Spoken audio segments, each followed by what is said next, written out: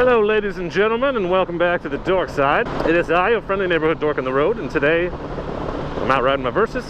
And one of the questions I've gotten a few times now is, why did you get into riding, or how did you get into riding, and why do you ride? And it seemed like a good topic to wax philosophical about on a crisp spring evening.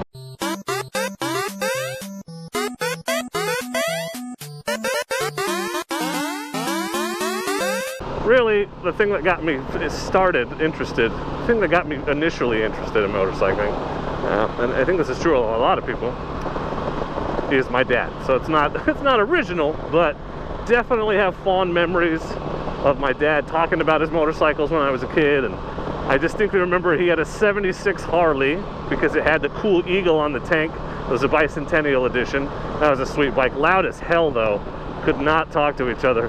And then later on he had a Honda Silverwing. Oh, I want to say it was like a 700, 750, maybe an 800. And that, I remember I loved that bike because it had a backrest and it had cool, it had handles on the side that I could actually grab onto, so I didn't have to wrap my arms around his waist all the time when we rode. I remember going fast on the back roads and how cool that was.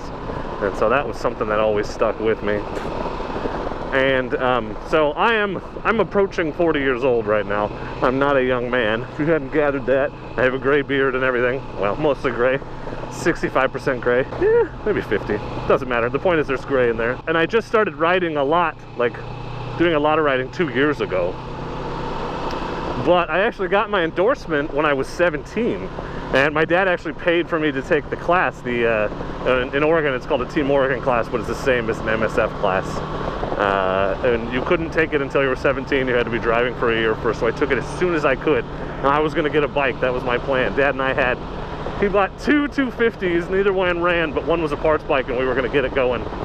And that never really materialized. And then later on, he had this old 400 that was his ex-wife's bike, actually, at one point, that we were going to get running, and we never got that. Never happened either. Well, I guess I didn't live with my dad, and so I wasn't over there a lot, and so we didn't have a ton of time to just work on it. It's not like it was just sitting in the garage and we, ignored it. I just wasn't over there a ton.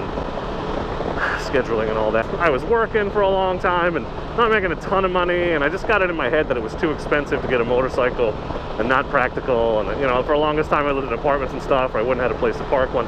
So I don't know if I gave up on that dream, but I definitely set it aside. And it wasn't until a little over 2 years ago that my friend Duck Fan was talking about getting a motorcycle, and he had one before and he had his endorsement too. And I really started thinking about how much I'd always wanted to have one and ride it a lot.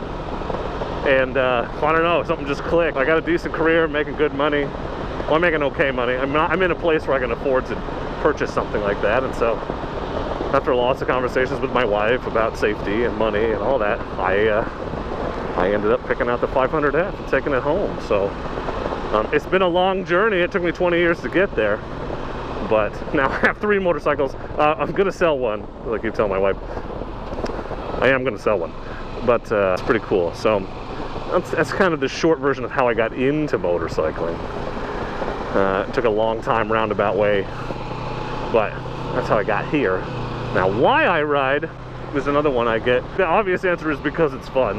And I think a lot fewer people would ride if it wasn't. It's economical and all that, but I don't commute.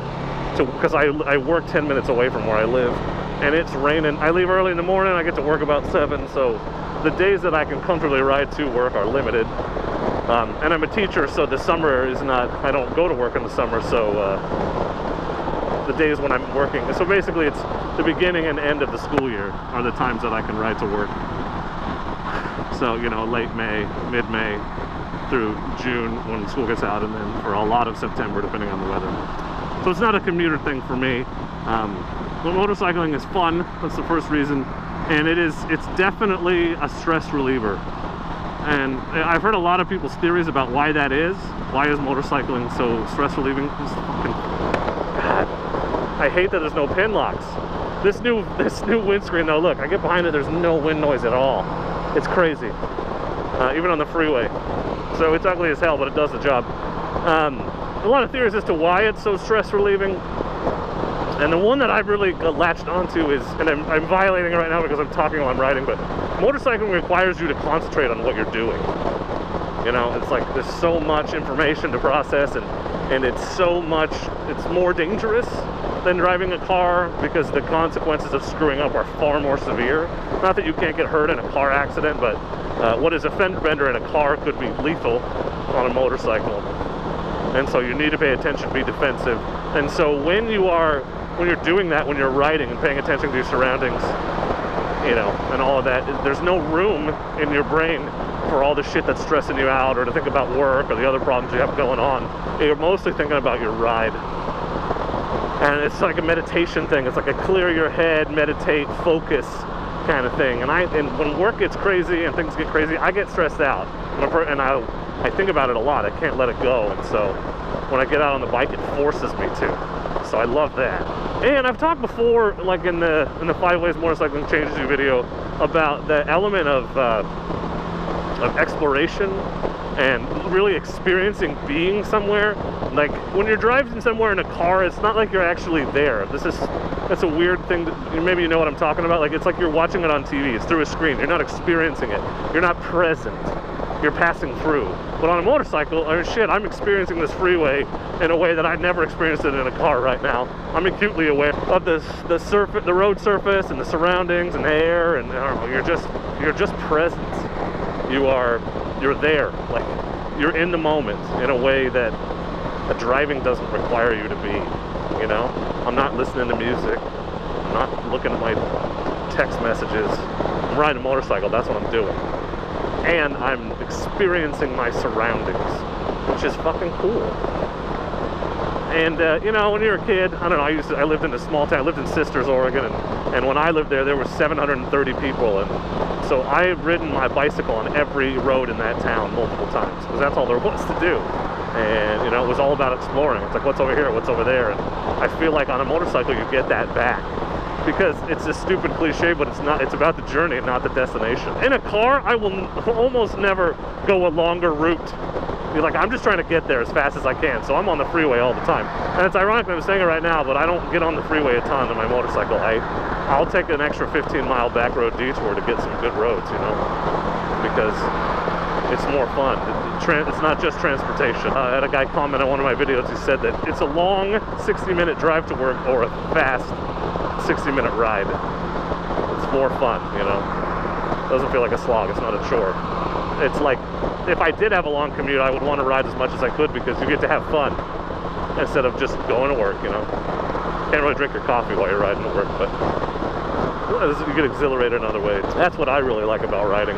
What do you guys ride? I'd love to hear. Maybe there's something I haven't hit on yet. Maybe something I haven't discovered. Tell me about your guys' experience and why you love to ride motorcycles, why you keep doing it even though it's dangerous and people don't really understand. They're always telling you how dangerous it is, and you know, people don't get it. I don't have a ton of friends that ride, so it's just me, you know. My buddy Duck Fan, when he takes his bike out of the garage.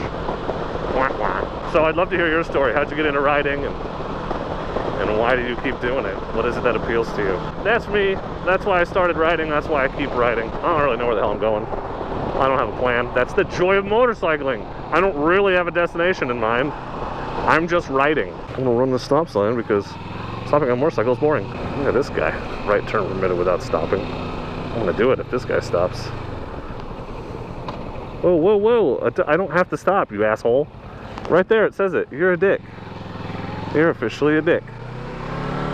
It looks like a four-way, but it isn't. This is the spot where I was probably going this fast, 67, and a dude in a pickup truck passed me doing like 80, and out of the back of the truck, and it was like it was in slow motion. I could picture it right now. It was so windy that a 24-ounce Coors Light can came out of the back of his truck and started spinning through the air like this towards me, like right towards my face. I had to swerve to avoid it. It was the craziest, trippiest thing, just like slow motion, like it's so fucking funny. If I didn't know better, I think he threw it at me, but nobody's aim is that good. Just a freak accident. Turn to Salem, Jefferson. That's not the way I'm going, but that is the way I thought that I would come into this place. The Christmas tree farm or the sunset, that's pretty. Thank you for watching this video. I really appreciate it. If you like what you hear and you want to hear more noobish ramblings from a middle-aged man with a large beard, then please hit that subscribe button. You can hit that notification button too, that bell icon. It'll tell you when I've uploaded something new. But thank you for watching, and as always, don't forget to be excellent to each other. Thank you.